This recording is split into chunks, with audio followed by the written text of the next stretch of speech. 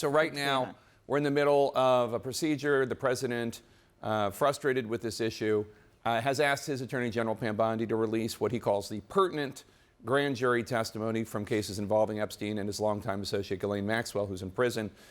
That information, however, even if it's released, will only be about crimes committed by Epstein and Maxwell, and experts say it will almost certainly not mention the other wealthy and powerful individuals who may have gotten away with crimes that they were not charged with. You're a former prosecutor. What do you think is responsible to be released? Well, Jake, this has gotten to the point because of promises made by the president. By the way, another host of promises not kept, whether he promised he was bringing prices down, he has not, promised he would keep people on Medicaid, they're getting kicked off, and now promises that they're going to release these Epstein files made while they were in office, while the Attorney General was in office. Promises made by the man who is now the FBI director.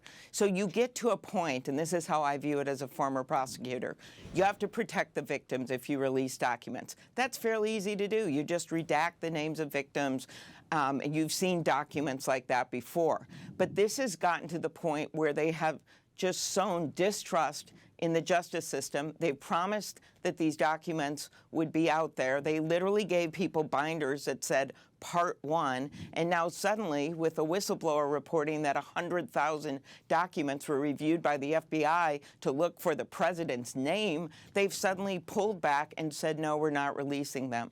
So to me, as a former prosecutor, there are times when you release things for the good of the country. This is one of those times, and you don't go and say, oh, we just got to see if a judge will let us do part of the evidence, part of the files that are over here in this grand jury proceeding after dissing judges forever. Give me a break. I want to play something your Senate colleague Ron Wyden of Oregon said on the Senate floor earlier this week. Somewhere in the Treasury Department, Mr. President, locked away in a cabinet drawer, is a big Epstein file that's full of actionable information. Follow the money details about his financing and operations that await investigation. Julie Brown, the investigative reporter whose Miami Herald story in 2018 really brought this Epstein case back into the forefront. She says that file of financial records would be a trove of information in terms of finding other guilty parties. Do you think the Treasury Department should release what they have on Epstein too? Like I said, things should be released. We should know what happened here. And it is a claim that this president has made time and time again, and the American people have the right to know what happened. So President Trump posted on Truth Social Friday, quote, if there was a smoking gun on Epstein, why didn't the Democrats who controlled the files for 4 years and had Garland and Comey in charge use it because they had nothing, unquote. After the Miami Herald story broke in 2018, you said there was something not right in the Epstein case, but it's true that the president says there Democrats didn't really seem to do anything about the Epstein files throughout the 4 years of the Biden administration. I mean, should you have? You sit on the Senate Judiciary Committee. Senator Marsha Blackburn for years has been trying to get flight records and other information about Epstein released, and she seems to have been the only one on that committee trying to do so. So the president blaming Democrats for this disaster, Jake, is like that CEO that got caught on camera blaming Coldplay, okay? Like, this is his making. He was president when Epstein got indicted for these charges and went to prison. He was president when Epstein committed suicide. And then there was another case, as you know, that continued during the Biden administration. But he was president back then, so all of us would believe they know what's in these documents. They know what's there. They've been claiming forever that they should be released. And it is the Trump administration that gave a bunch of binders that said Volume 1 to reporters just in the last month. It is the Trump administration that has made this promise that they're going to release it. So I am blaming Democrats for this. To me, I'm sorry, this is the people that have been fomenting this are right-wing influencers, members of Congress, people who have a reason that they want to know what's in there. They believe the president when he said there's stuff in there that people should see. Wall Street Journal, these are not bastions of liberalism or wild progressives that have come out and said the public have a right to know what is in these documents. You visited New Hampshire last weekend to campaign for Congressman Chris Pappas in his Senate race. New Hampshire, of course, an early primary state. now that Joe Biden is no longer in office. New Hampshire goes back to the front of the line. Are you considering at all a presidential run in 2028? And what do Democrats need to do to get your dismal approval ratings up?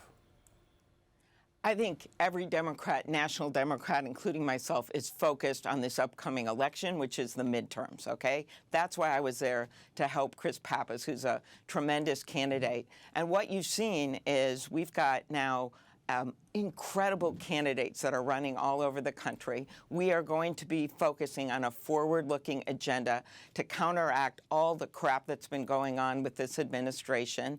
And when you look at the enthusiasm of our voters that are showing up, the people in the middle, moderate Republicans, independents that hate the chaos and the corruption and the costs going up, I am feeling better and better about how Democrats are doing every single day.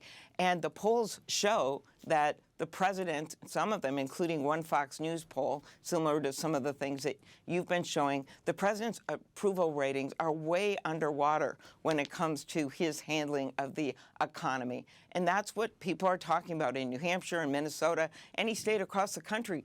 They go in the grocery store, and the president can tell them inflation isn't a factor, but they just see the prices going up. A doubling of the price of coffee. That's what they're seeing out there right now. And he can say what he wants. He can do what he wants on Truth Social and blame Fox News when they put a post on and say, hey, we don't like them, except maybe some of their anchors are great, and bully on the media. But the facts are there for the American people the minute they walk into a grocery store. So 2028, you're not ruling it out, fair to say? No. I am focused on my job in the Senate, and I'm really focused on our great candidates that are up all across the country. And anyone else that's not doing that right now, I think that they better look at what Donald Trump is doing to our economy and doing to our democracy and our Constitution. Senator Amy Klobuchar of the great state of Minnesota, thanks so much.